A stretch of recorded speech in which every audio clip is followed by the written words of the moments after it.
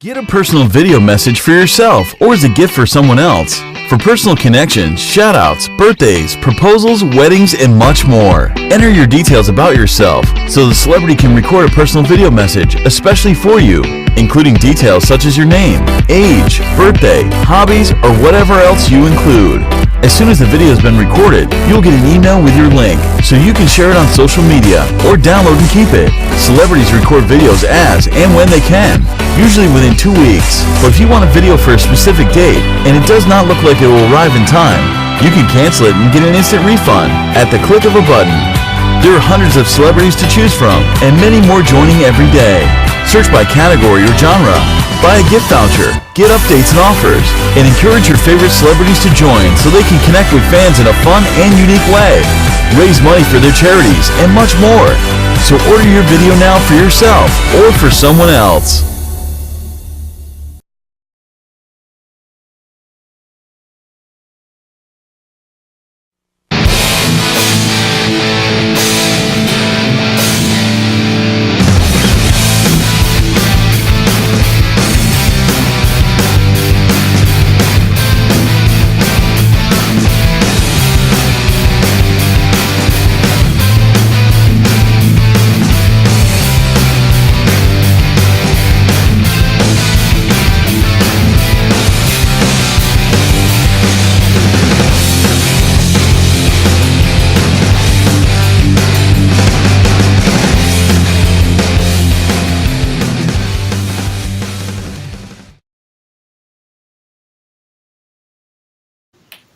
Ladies and gentlemen, and welcome to Season 5, Episode 411. I'm here as my good friend, ECW Hall of Famer and Hall of Famer all around, Raven. I just want to say thank you for being a guest on my talk show.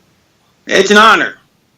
Now, for people who want to know what my talk show is about, the whole point of my talk show is to show people that even with having a learning disability, I can still amount to something. And at the same time, I'm able to turn myself into an example for people out there to never give up and to prove people wrong. To show them labels do not dictate who you are and who you're going to be. And you prove to them you can break the labels. So hashtag break the labels. I think you've already proved it, to be honest. If you have 400 and some odd shows, I think you've already proved that you have totally busted past that label. Well, off officially, I did over 772. It's a long story. The highlights is I did interviews. I didn't have people sign permission forms. And people were saying to me, you're not copyrighted, you're not trademarked. So when I went back and say, hey, can I use my interview, they would say no, or they say, I was thinking about the interview process. Because I gave you a demo. When I first started my talk show, it's what was on the computer screen. Mm-hmm. This is the camera. So it picked up. Basically, I didn't want to be seen because I was dealing with social anxiety and panic attacks. So later on, I started to develop it more. And I'm like, well, if I want to do this, I apologize for my disability zone. Don't apologize. Do not apologize. You have no reason to apologize. Yeah, I appreciate it. It's like if I want to do this until I die, then, I have to put myself out there. And I have to show people, this is not a joke, this is not a scam. So good. And you've done that, and that's amazing, man. You should be so proud of yourself. Yeah, absolutely. And it's kind of funny, a lot of people ask me, actually I can say this to later on, unless you want to hear it now. I'll hear it now. A lot of people ask me, who did you use for an inspiration? I used my brother for an inspiration. I used my dad for an inspiration. I got tired of using my disability as a crutch. But I was thinking recently, there is one story that I never told anyone, and you're going to be the first person to hear this, it actually started as a birthday list. Funny enough, I know it sounds like a bad joke.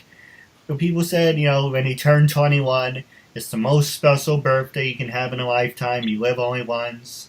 And it's like, well, I'm like CM Punk. I don't drink. I don't smoke. I walk to the beat of my own drum. If I have to die, I would like to have a couple famous friends.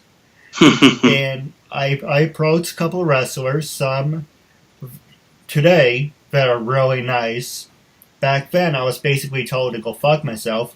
I was told, fuck off. You're a parasite. You're a lowlife. We don't. That's hard. That's horrible. Nobody should tell that to anybody. No, absolutely. And it's funny enough. At the time, I told Rob Van Dam. I don't know if he still has his talk show. And I called in and I said, you were just saying before you connected me online, how you appreciate the fans and you say you want to make a difference no matter how big and small. And it's like, okay, then why is it okay for you guys to tell people to, F off when you're saying you want to make a difference in someone's life? So it's kind of like, it sounds like an oxymoron. You guys say one thing, but yet you do the other thing. I got to be honest. It's anybody who's that mean and abrasive is wrong. It's just wrong. Sometimes it's not easy to be the person people want you to be when you're a celebrity. Even like a C or D level like I am. You get caught up in your own baggage. Everybody has their own problems, but to treat people with that kind of indecency, that's just wrong. I mean, there's no justification for telling people to fuck off. There just isn't. Unless they did something worthy of being told to fuck off, which obviously you didn't.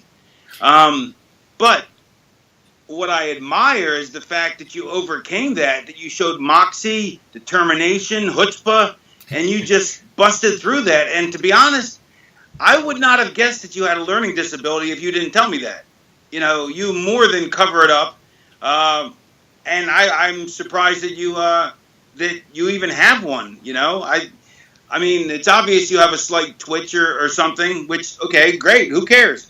But as far as a learning disability, I mean, your vocabulary is strong, your level of diction is strong. I don't see it. Yeah, I appreciate it. Now, a lot of people think I just interview wrestlers, so I'm going to ask you some wrestling questions, but I'm going to ask you some hard-hitting questions along the way. So yeah, before you do, is that your cat over there on the bed? Yes, his name is Mr. Cassidy. Mr. Cassidy? Mr. Cassidy looks like he overdosed. Yeah, he has his moments. I have had an effect on people. He hasn't moved since we started talking. Yeah, see? There you go. Okay, good. He's still alive. Just making sure he's still alive. The first question I was going to ask you was, how was life growing up, and what did you want to major in when you went to college, before you went into the whole wrestling thing? I majored in criminal justice. I went to the University of Delaware, and I thought I would go into the FBI or the CIA or something, exciting, and fight crime. But I realized I wanted to be a pro wrestler, and I didn't want to be 50 years old going, man, I should have done that. So I made sure I did it. My childhood, in many ways, it was happy. In many ways, I was very miserable. But I'm very lucky that my default programming is happy. So even when I get miserable, I eventually default to just being happy and funny, and it's also a defense mechanism.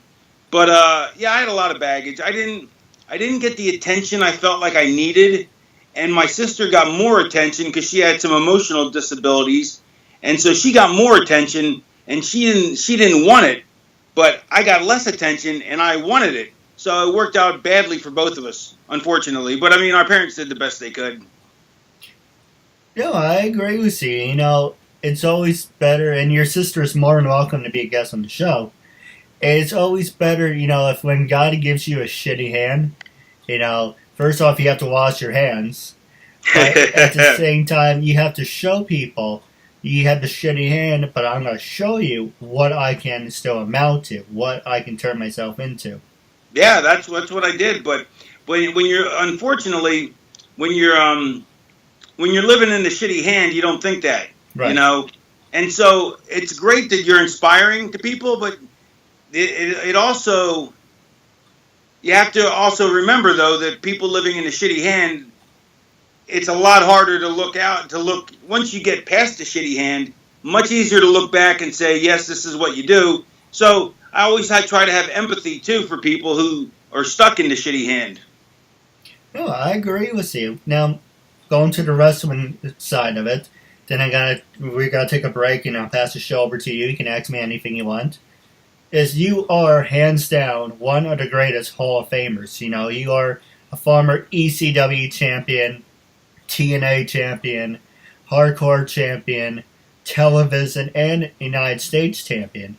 So let's start from the very beginning. Who influenced you to start your career, and what were some of your most memorable memories? I wanted to be Michael P.S. Hayes. That was my goal when I got into the business. I wanted to be like Michael Hayes, and that's the character I portrayed for the longest time. Well, not the longest time, but for like 5-6 years. Scotty the Body, Scott Anthony the Palm Beach Heartthrob, Scotty Flamingo. Then they made me Johnny Polo and took me in a direction I wasn't happy with. So I quit and became Raven. And Raven has his heroes were as Raven. I mean, like as Scott Levy, that's my real name. I wanted to be like Michael P.S. Hayes when I got into business, but eventually, when I realized that was an avenue I wasn't going to produce for me the career I wanted, I decided to follow other heroes of mine, and one of them was Jake Roberts, Kevin Sullivan. I wanted to explore the darker side of my personality, the side that nobody saw, the deeply troubled, tormented youth that I hid by being funny and outgoing, and obnoxious. What about, did you create the flock, or was that an idea from the company? It actually, when I was in ECW, I came out with Stevie. So Stevie was I guess my first nest. He was actually, I guess they were Raven's Nest then. And so it was Stevie, and then I invented the meanie gimmick, and I saw Nova somewhere, and so I brought him in. And so we had the Nest. Then the Nest became, when Terry Taylor, and they brought me into WCW, Terry Taylor wanted to expand upon it, so he gave me a flock instead of a nest. And I didn't get to choose who I wanted. I was mostly given people. The only person I chose was Sick Boy and Saturn. But the other ones were pretty much just chosen for me. And I wasn't really happy with that, because nothing against the people they gave me, although I became quite happy with them as when things went along. But I wanted to have all new guys. I didn't want to have a bunch of recycles and retreads. Right. I always think if you're going to recycle somebody, take them off TV for a year, send them somewhere to a smaller territory, let them work there, do the character, and then come back, as opposed to just, okay, this guy's going to turn into this guy the next day. At least with Riggs, we blinded one eye and indoctrinated him in a brutal fashion, like a gang member. So that was interesting. Kidman, nobody really knew, so that was cool. Ron Reese, we needed a giant, I guess. Van Hammer was a retread. Ron Reese was too. I think they would have had more luck with Van Hammer and Ron Reese if they would have taken them and repackaged them a different way first, instead of just giving them to me, and put them somewhere else and giving me different guys. But I mean, I'm more than that. I love those guys. So I mean, the way things turned out was great, but if I had my druthers to start the thing, I would have done it different. No, I agree with you. And now I do have I'm going to ask you some hard-hitting questions, and you can throw it back at me. You plus on me, I plus on you, so no hold bar. Have you ever worked with people with disabilities? And are there wrestlers in the business that do have disabilities? I think all wrestlers have disabilities. I got emotional disabilities. I've been classified by my shrink as having some emotional disorders. So yeah, and I think a lot of the guys do. I think anybody who does a job who wants to do a job where they're famous is missing something to begin with. Some people just get in it just to be a wrestler, but that's rare. I think most people get into it for fame and fortune. And whenever you need fame in your life, you're missing something inside because you're trying to fill a hole. Not always, but for most, a good part. there's a wrestler who I've worked with who has a handicapped arm. Greg, what's his name? I forget. Um, but and then there's the kid with the one leg. What's his name again? Oh, Zach Allen. Yeah, Zach Gowen. One leg, physical disability. Amazing what he can do. I mean, it's just amazing. So I'm yes, emotional difficulties, disabilities, yes. Physical disabilities, yes. Um, uh, Autistic, Asperger's. I don't know. Sure, I've worked with somebody that has it's autistic or borderline autistic. But yeah, it's funny. I used to have a problem, like when I would do personal appearances and people with Down syndrome. I would have trouble dealing with them because I couldn't get past feeling sorry for them. Right. But except that they don't feel sorry for themselves. Like they're just full of love and happiness. And once I got more comfortable with the person I am and content with me, all of a sudden I was able to let them hug me and feel their joy at that and not feel guilty because I didn't have Down syndrome, and not feel guilty because they from what I understand, people with Down syndrome don't realize anything's different or anything's wrong. They're just happy-go-lucky, and so it's hard. I mean, but I'm now much better at being around people like that and just able to feel the love as opposed to it hurting me emotionally, because it's tough. It's a tough thing to feel to see somebody who got dealt short shrift or a different hand. But then to see somebody like you make the most of it, yeah, it's amazing. It's a wonderful thing. So I hate to keep putting you over, but it's true. I'm very impressed with you. And I'm also impressed that you put up with all my lengthy delays. But, everybody goes through life, but you were always like, okay, well, whenever you're going to be good, we'll do it, and that's cool. I appreciate that. And that's why I wanted to finally do it with you, do this interview, because of your patience and your tenacity, both. But you never bothered me. You always waited a good deal of time before checking in and saying, is now good? And, and times weren't, I was doing some personal stuff, so wasn't time. But now it's time, and I'm glad I'm finally doing it. Hey, you're supporting a good cause and making a new friend out of it.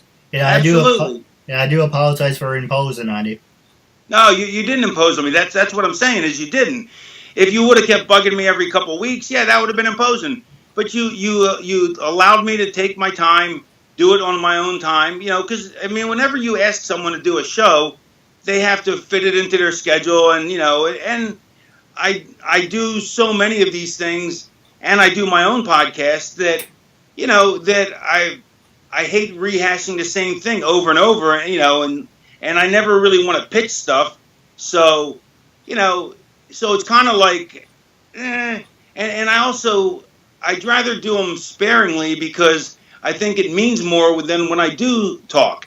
So, but you were very patient, and I appreciated that, and that's why I definitely wanted to do yours. I still think your cat's half asleep, though, but, he still looks doped up. Jesse. Okay, he's alive. Just checking. Now, I have two questions for you, then we can take a quick break. The first one is, well, actually a bonus question first. Do you think I am good enough to work with TNA Wrestling, or what it is now, Global Force, and WWE? Do you think I'm good enough, or do you think I'm not at that certain point yet? Because, I've been messaged. I had Jared on the show, actually. I had to send you that. He didn't want to do video, and I was like, not going to argue with you. I guess I got to swallow it and say, let's do audio. I don't like doing audio. It's like, audio. Well, you want to show warts and all. I'm sorry? That's why you want to do video, because you want to show the warts and all, right? Yeah. So I had a choice, audio, no interview. Audio, no interview. Ask her, I do an audio. So, right.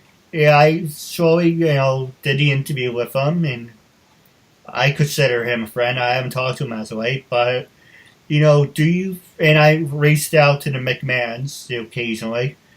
Do you think what I'm doing is good enough to be, like, on Raw?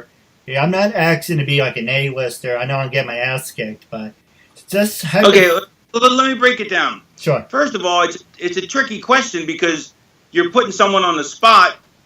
So if I were to say no, that'd be really mean. But luckily, I don't have to say no because I do think I think you'd be great. I think you'd bring in, I think you would be appeal to a certain section. I don't think you could be, a regular on TV. Yeah. I mean, maybe you could. I guess you could. I mean, it all depends how it was produced.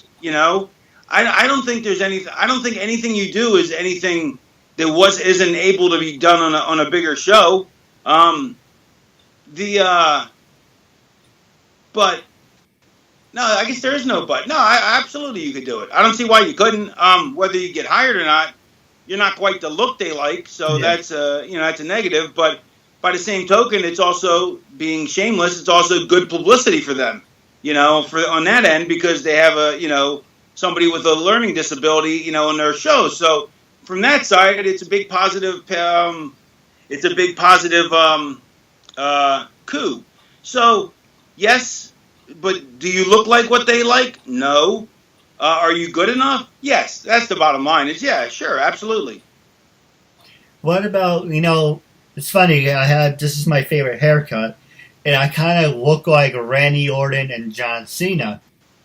Do you think, hypothetically, you can say anything you want, you can probably say I have my head up my ass, but do you think if I got like sports goggles and I became a wrestler, hypothetically, do you think I would get over because I'm legit, I'm real, and I have a disability? Or do you think they want someone that they can make in mode? Because you were in the business, you would have a better idea. That I have no idea what your athleticism is. I have no idea what your psychology understanding is. So I couldn't say that. I mean, that being a wrestler is a uniquely difficult proposition. I mean, there are so many skill levels that are necessary to be really good. Can you do it? Yeah, anybody can do it. Anybody can do it. Whether they're going to be successful, that's a whole other matter. As an interviewer, sure, absolutely. As a wrestler, I have no idea. I mean, you could be 5'1", 100 pounds. You know what I mean? You could be 6'4", 270. I don't know. I can't really tell by you sitting there. You look about, I'm going to guess, 5'8", 140 pounds. Close. I'm 5'9" and about 170. Okay, well, you can't tell sitting down, So I don't know. Are you athletic? Not really. Well, that hurts. Are you good with wrestling psychology? Can I have an example? Let me think. You mean like with wrestling moves, knowing the moves and everything? Well, yeah, knowing the moves and see. I mean, that's why it's so complicated being a wrestler because not only do you have to know the moves, but you have to be able to put them together in sequences. You have to be able to tell a story with the match. Whatever that is, whether it's a very slight story or a very intricate story. But the athleticism, you have to have like I'm not a great athlete, but I have the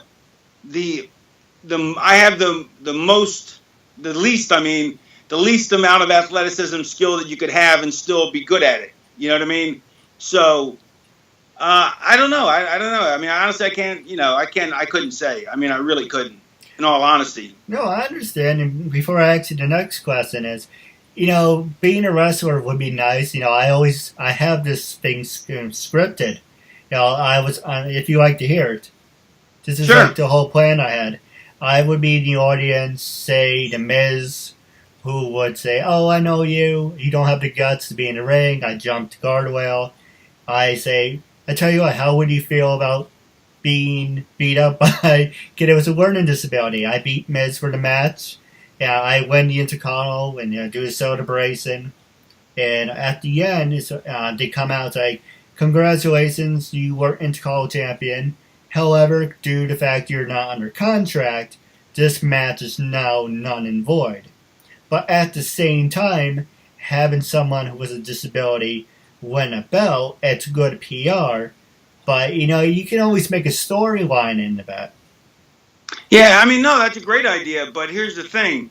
The odds of that happening are astronomical. I mean, let's face it. That's every person every single fan in some way, shape, or form would love to do that. You know what I mean? So being the guy that they choose would have to be a guy that they would trust, that they know, that, you know, that is, if they even would do it. You know, I mean, I wouldn't count your chickens about that before they're hatched. But well, how old are you anyway? Oh, 29. And do you live by yourself or with your parents, or At home with my parents. What do your parents think about your wrestling dreams? They said something, having my head on my ass and stay in reality. You know, here's the thing. It's dangerous. It's a risky sport. You know what I mean? You can get hurt. You know, just because the outcome's predetermined doesn't mean that it doesn't hurt. You know, it hurts a lot. I mean, many people have tried it and many people have failed. You know, so I think you stay with what you're good at, which is the interviews. You know. Well, that's why I would think being a broadcast announcer or being a timekeeper or working backstage, that would be something more I'd be capable of doing. You totally would be capable of doing it. Unfortunately, they only have so many openings and so many people want jobs, but that doesn't mean you can't try and can't hope, you know? That doesn't mean to give up on your dream. It just means you have to realize that the odds of it happening, that's why they're called dreams, because they don't happen all the time, you know, and they don't happen for everyone, you know, but there's nothing wrong. But look, you're doing an amazing thing right now. You're showing the world what you can do, and that is such an amazing thing that if you do nothing else in your life, that alone is more than worthy of respect, you know? No, absolutely. We're going to take a quick commercial break. Let me come back. I'm going to ask you 2 hard-hitting questions, and I'm going to pass the show over to you. All right. It's Scotty. I just want to say thank you for being a guest on my show. You're welcome. My pleasure. And now for people who want to know why I said Scotty, you know, because now we're on a friend basis, but you are best known as Hall of Famer Raven. Yes. But my real name is Scott Levy. Oh, it's close. No, people call me Scotty. That's what they call me. With that being said, I'm going to ask you 2 hard-hitting questions, and I'm going to pass the show over to you. And the first one I was going to ask you is, drugs and steroids, and you don't have to answer if you don't want to. You can just tell me to pass. But with everything in the business, do you think taking human growth hormones helps, and do you think it has a negative effect? I've done and tried everything, and it has a very negative effect. It is very bad for you, and I caused a lot of damage to myself. Short-term success, long-term damage. So you got to weigh that, you know. But no, I don't recommend it. I don't think you need to nowadays.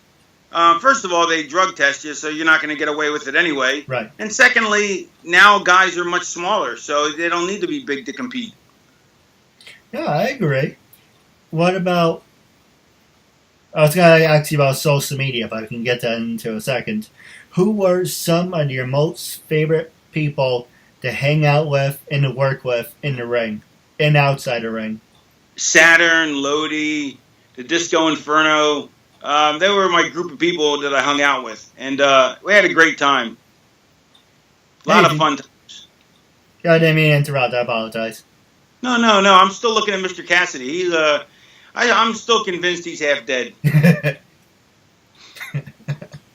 Hey, if you can put a good word in with some of your wrestling buddies, I really appreciate it. I will mention it. I'll see if they'll do an interview with you. Absolutely. You know, I got in, let's see, Just Incredible on the show. Really nice guy. I got Vince Russo. I got in, trying to think off the top of my head. One Hit Wonders, what I did, and then they magically changed their mind. I got Sonny Ono. I got Stevie Ray. I got Chuck Coates. I don't know if you know Chuck Coates. Yeah. And, you know, I got most of them. And then I got actors, actresses, models, CEOs, people with disabilities, people without disabilities. Who was the most interesting person you've talked to? Wrestling-wise or entertainment? No, just in general. I would say Okay, my top three that I'm gonna announce is one, it's you. You don't have to say that. Two, Vince Russo. I know he gets a lot of heat.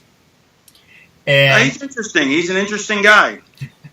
and I would say I don't know if you heard of the Canadian show Off the Record with Michael Landsberg. I have heard of it. I've never watched it. He was a nice guy. He was on my show. He actually coached me during the interview. He what? Oh, he actually coached me during the interview by giving me little tips. Oh, that's nice of him. And while on the subject, are you part of Celebrity VM? Celebrity what? Basically, what Celebrity VM is for people like you, people like upcoming stars like me. Basically, you say you charge, I don't know, hypothetically, $20. Say, hey, Raven, today's my birthday. Can I get a shout out? And I've done some stuff like that before. I don't think I'm a part of that one, but I've done some in the past. I got recommendations from, let's see, trying to think off the top of my head. Christopher Daniels, Marlena Perez, Velvet Sky, Angel Love. It's all on my website. I can't think off the top of my head when I'm doing multitasking. It's all right. Yeah, you're using the different brain muscles. Now, my last question I was going to ask you, who, if you had to pick your favorite top 5 matches with anyone, who would it be? And I know a lot of people would say, can't really say this person's name or that person's name, but I don't know him as a human being, and you might know where I'm going with this. I don't know him as a human being, but as a professional wrestler, hands down, he will always be one of the greatest. Now, I'm talking about Chris Benoit. Yeah, I'm not sure I agree with that, but, everybody has their own opinion. I'd say the 5 best matches I had were the Terry Gordy match in ECW, because he had the overdose and it killed some brain cells, and he wasn't the same Terry Gordy, but me and with the help of Stevie Richards, we made a matchup that brought back the old Gordy, and so to be able to work with the old Gordy for one night out of, after he'd stopped being the old Gordy was just that was amazing. The match with Goldberg where I lost the U.S. title, that was a big match. The day, I think it was Judgment Day. I don't know. It was me and Rhino had a hardcore match where he gored the shopping cart. I remember that. Yeah, that match, and then the whole feud with Dreamer and the whole feud with Sandman. I mean, just those were amazing times. Now, the last question I was going to ask you is actually, you're from New York, aren't you? Yes. Well, yeah, I got no, because you say ax instead of ask, so you got that New York accent. I was going to ask you about social media, but I'm going to ask you about your time in ECW.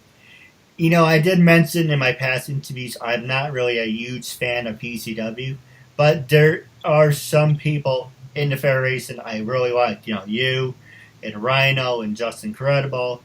You guys are really great. But for you, what were some of your favorite things about ECW and how come you got up and left? Besides the fact they closed. Well, no, I left the first time because of money. I just needed more money at that point in my life. And I didn't want to leave. I mean, I told Paulie if he could give me, a raise, just, a percentage of what I was going to make at WCW, I'd stay, but he couldn't do it. What I loved about it was a revolution in wrestling because wrestling had gotten so stagnant, and they reinvented the wheel. I mean, they just showed you a new way that wrestling could be presented, just a whole new way, and that became the impetus for the multi-billion-dollar business that it became. So yeah, I mean, so to be part of the cutting edge that was what revolutionized the business, that was a big deal for me to be a part of that. And I was very lucky that I got there right at the right time. I was the right guy at the right time in the right place.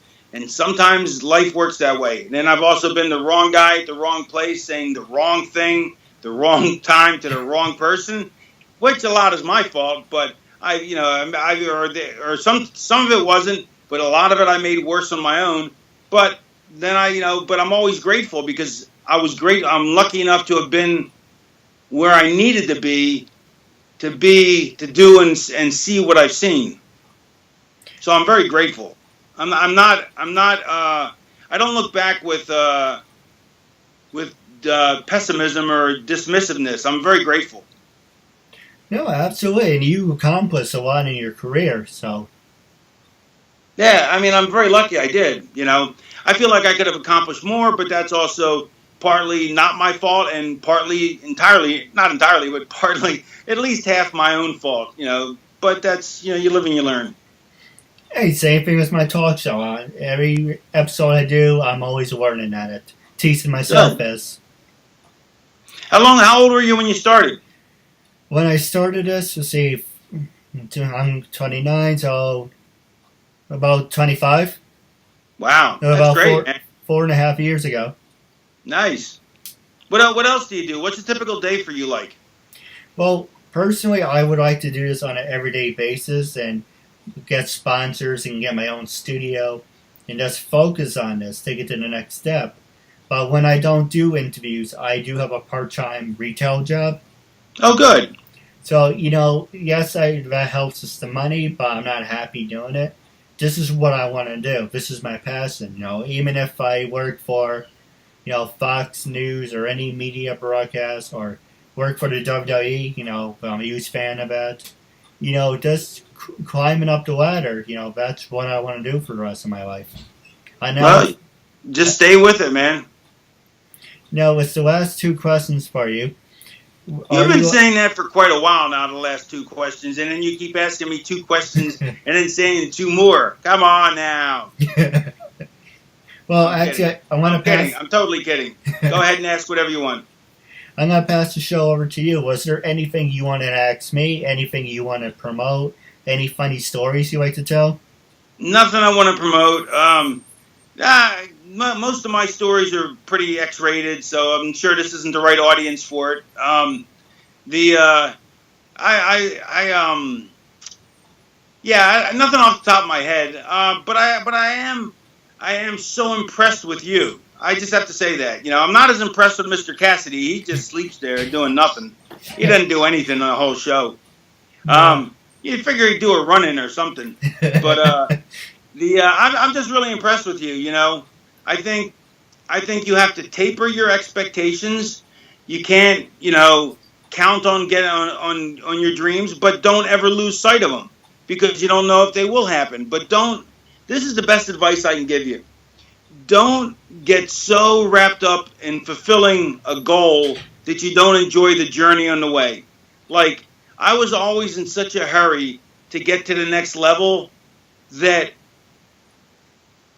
I didn't enjoy the levels I was at as much as I should have because I was too busy going, I want to be at the next level.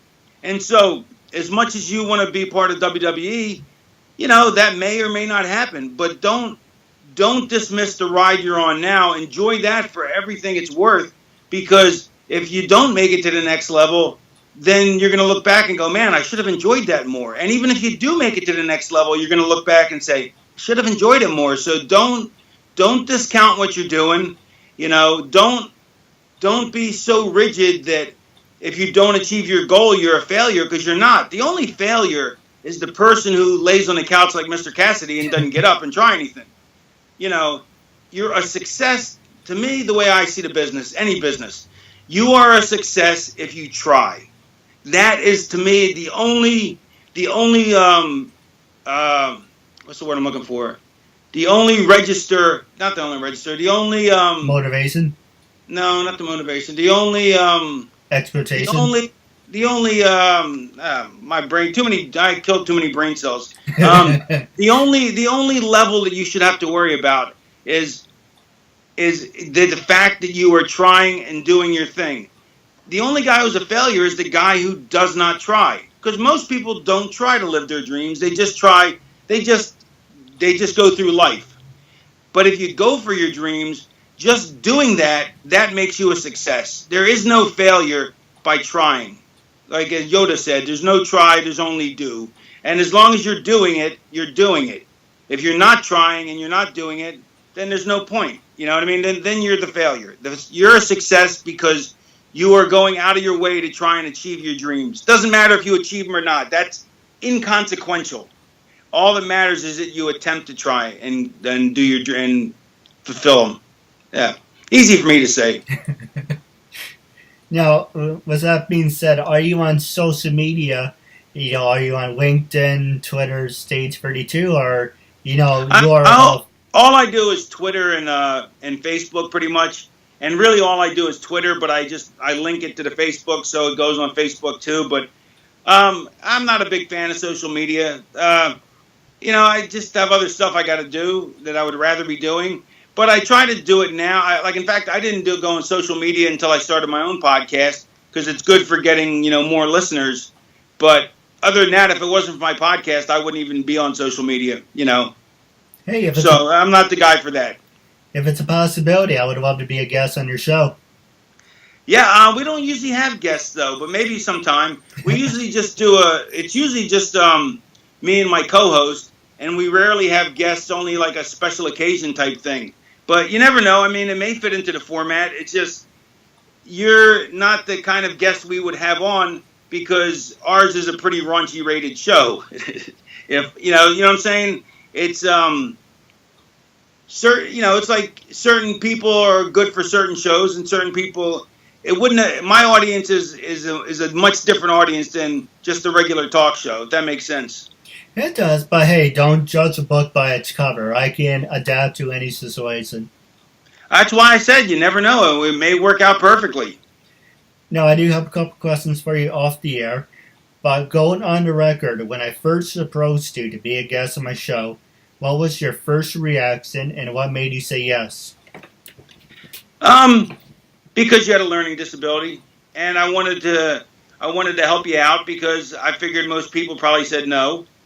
I feel bad that I made you wait so long, but it just, life gets in the way, But like I said before, I admire your tenacity and your patience. So that was great. Yeah, I appreciate it. Now, wrapping up, stay tuned for off-the-air questions. But wrapping up, it was a real honor and privilege to have you as a guest, and I'm looking forward to building a friendship with you as well. Thank you, man.